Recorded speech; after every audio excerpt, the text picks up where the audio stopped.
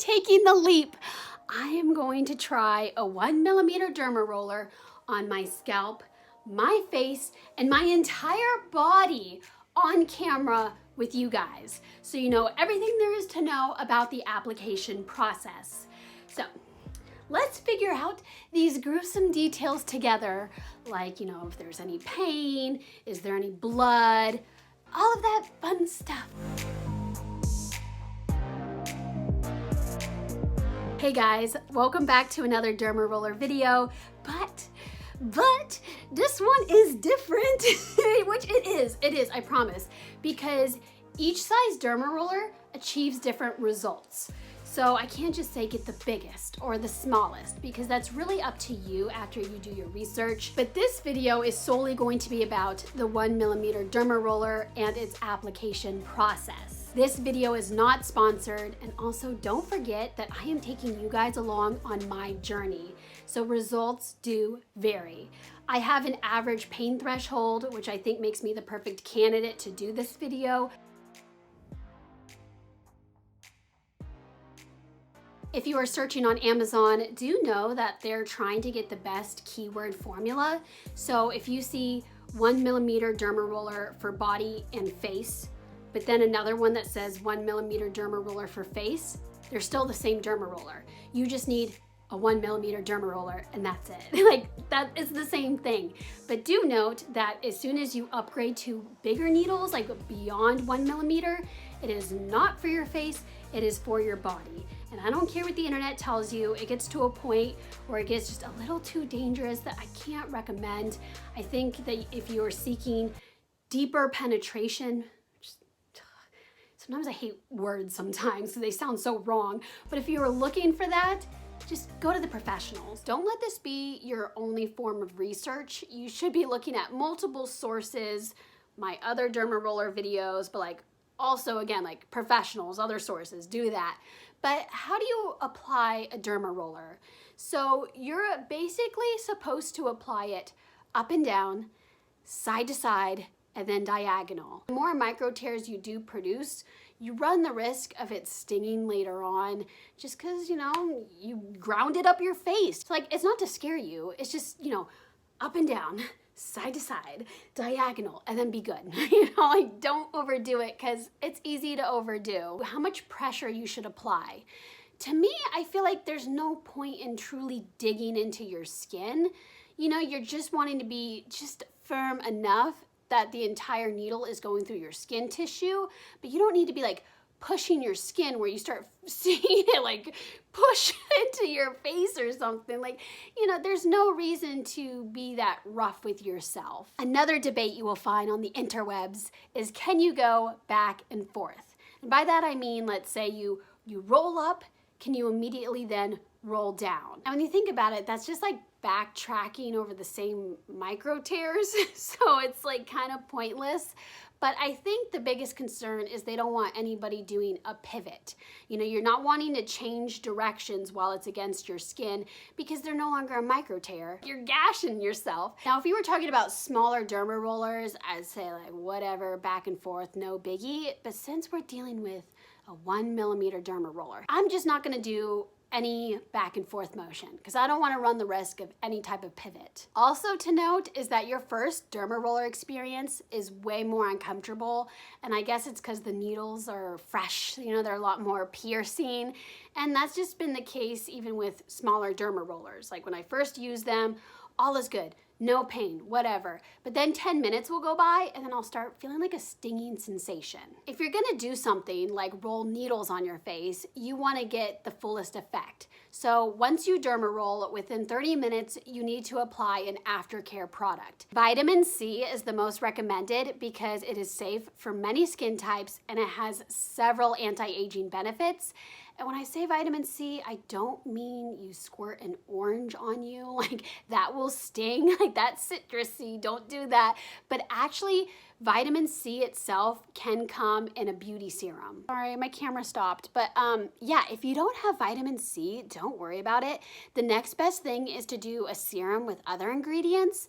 And then the next level after that would be some type of buttery lotion that can seep into your microtears, so you're soaking it in and getting the full benefit. My biggest recommendation is to derma roll in the evening, because you don't want to do it and then put makeup on, because then the makeup is going into your pores and also your micro tears. So like just save it for the evening so you can like gob on the moisturizer and look all greasy and shiny and whatnot. And then also, if you're gonna go to bed right after, try not to sleep with your head smashed into your pillow, because then all of that product will just transfer over to the pillow. So if you go to bed, like lay on your back for the first 15 or so minutes and then roll over, okay? Like helpful tips by Lesley. Eventually, I will upload a second video that's a full review with before after results, but I just can't do that today. Today is day one, but the bigger the needles, the longer the recovery time. So in between sessions, I have to wait 10 to 14 days. But to play it safe, I'd probably do 14 days. Please do not judge my messy bathroom, because I'll tell you right now, there's no amount of hate comments that's gonna motivate me to clean that, you know? This is shameless right here. I live in squalor. Let's talk about my scalp.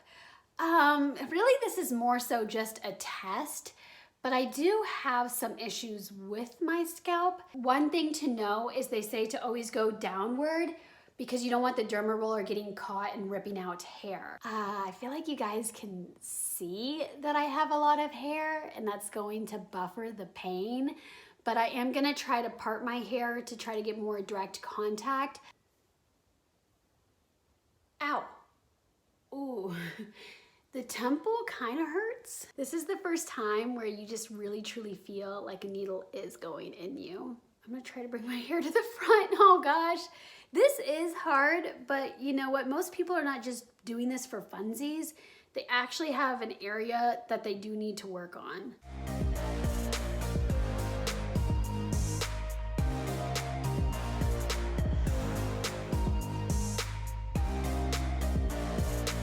I also don't know if you need to do this on like super clean hair. It's okay if it's a little dirty, because when you think about it, what if it was like super clean? So like you take a shower, then you do this, and then you rub hair oil in your scalp. You're gonna have to take another shower. And that also, I feel like to the whole strand of your hair, it would be damaging, because you're then, you know, when you shower and wash your hair, you kind of strip the oils, and then you're doing it again. I'm reaching my hand back. Yeah, there's no blood.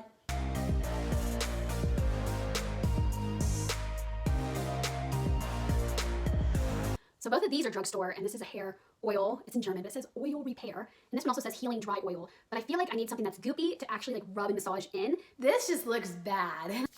Ooh, this just feels so wrong. Like there's no way I can counteract this with dry shampoo. This is in too deep. I am showering tonight. Update, it's about 2 hours later, and after I stopped filming for like 5 to 10 minutes, I still felt that pain on the back of my head, but it was weird because it's like, it wasn't stinging. It wasn't enough to like feel an overwhelming sensation. Like I wouldn't even call it pain, but I felt something. And then I remembered earlier today, my scalp, right here on my scalp, was so itchy, and I was like scratching it like crazy, to a point where I took a hairbrush and I just dug at it. And I remember it kind of hurt when I did it. So I am assuming I made it kind of raw, and then to several hours later, roll needles over it and then put the serum on. No wonder. Would you expect anything less? I will not be doing my lip skin, which sounds weird, but like it's definitely different than your regular skin tissue. And with that, I'm not for sure why, but I've always noticed with all derma roller instructions, they say not to do your lips, but I do want to go around my lips, because right here I deal with hyperpigmentation. So I think I'm just going to take it slow, maybe do it like this. But I really don't think overall it does harm it.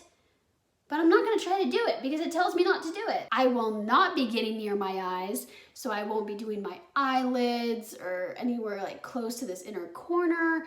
I won't do my under eye, and that is just because your eye area is so delicate. You know, I don't even know if the professionals would mess around with microneedling the under eye. Now there is a debate that the smaller 0.25 millimeter derma roller can be under your eye if you have a lot of precision and you're gentle, but that's a debate in itself. But that's not the derma roller we're talking about today. I like to do my nose last because I have pores there that I know are built up of bacteria. So it almost feels gross if I were to do it first and then rub the needle elsewhere, because then I'll feel like I'm just transferring the bacteria all over my face. I want to see what I'm doing. So I'll probably be looking in this mirror or this magnifying makeup mirror that has good lighting when I activate it. So I'm sorry, I'm not looking at you. Okay.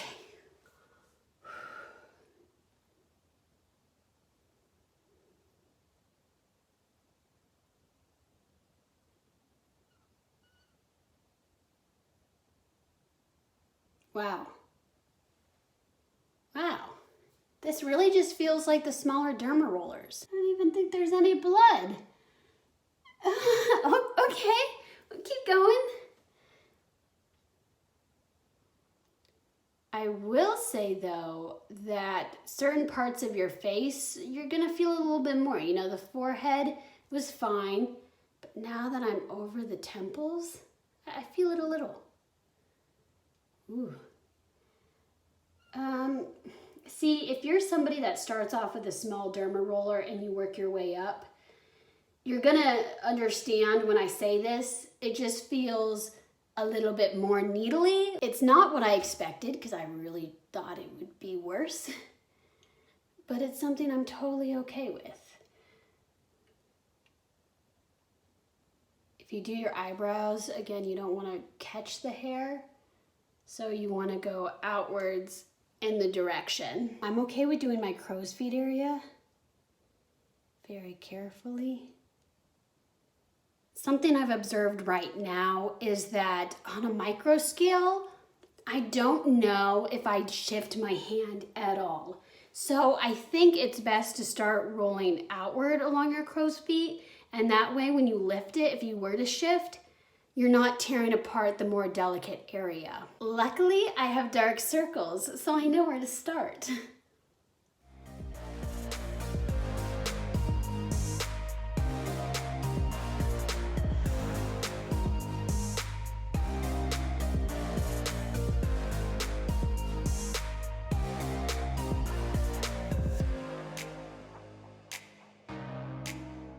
What you have seen so far is me doing up and down, and it does feel more intense. Like you just kind of know you're gonna feel it in a little bit. So I have been hesitant to do the diagonal, and I feel like I should practice what I preach, where you have to listen to your body and ease into anything. So I think I would be fine if I did diagonal, of course, but I think for right now, as my first try, I'm just not gonna push it. So I'm gonna end with doing my nose, and I don't really have too many issues on my nose except for the pores. So I don't need to really get at it.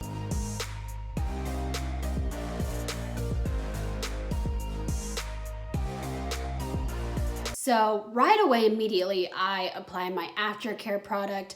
But before I forget, I do want to tell you that your temples are more sensitive. Around your lips, especially your upper lip right here, is pretty sensitive. And when you go out, right here is sensitive. Anywhere else just felt like a normal step up. So I think I did a good job rolling it. I know people will see it and they'll have their own comments, but nothing at all is pink. And if I would have gashed my skin, trust me, you know, knowing my pinky undertones, it would already be red.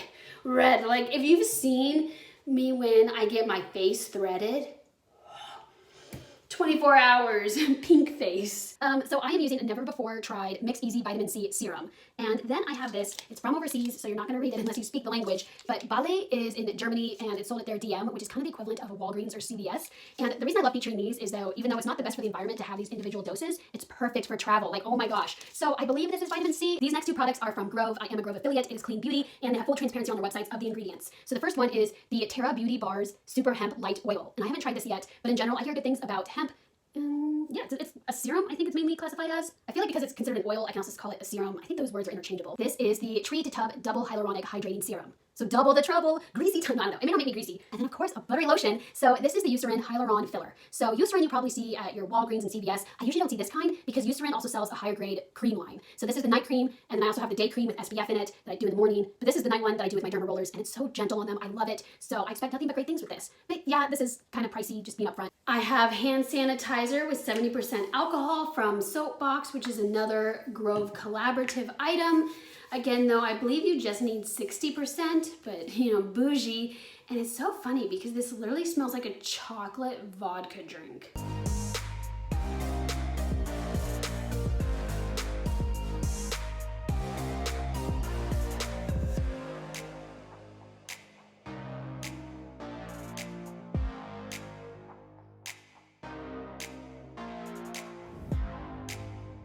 So I kind of did use a lot of products and it is hard to truly test out how these work in the long term.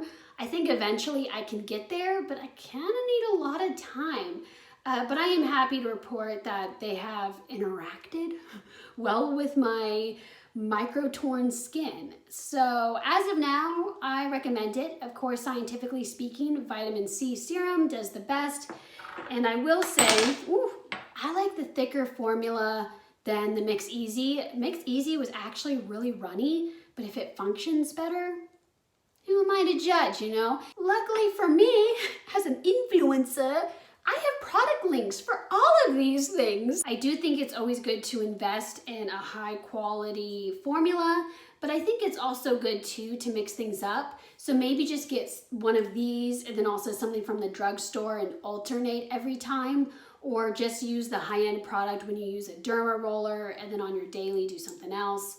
So there's no judgment, no critique here. Oh my. This is like from my pillow, like sleeping. I don't know if it's really worth showing everything off, but oh, my skin feels so moisturized and glowy, minus that. And I don't know, if anything looks pinky, it's probably because of how my face was smashed. Okay, like what'd you expect? I look so bad. Of course I had to come back on here. It's 45 minutes later. The creases are gone. And I want to say it's actually done something, but like that's kind of a reach. What I think it really is I am just benefiting from having really good serum on my skin. But yeah, here I'm trying to get it zoomed in. I'm just on an iPhone that can only zoom in so good. But as you can see, I definitely have some glow and some evenness to my skin. Yay! So yesterday, I took my camera and my ring light to the bathroom, filmed myself derma rolling my entire body, and the footage just looked so bad. Ooh, hurts a little more, hurts a little more. Pain is tapering off. I feel it. Ooh, yeah, all is good there. And like, it was so painful for me to edit because it was such poor quality and so long. I was like, I'm not gonna do that to you guys. You guys will not stick around for that. So I decided to make little diagrams using an outline of a human body, and I am marking up where your more sensitive areas are. And when you think about it, this will also help you choose the next location of your tattoo. Double helpful. But overall, I do want to say the process of the derma roller on your body, it takes a long time. Now, you're not going to do your entire body. Like, you're not going to do your palms or like in between your fingers. Don't do your nether regions. Like, just, there's no reason to do certain parts of your body.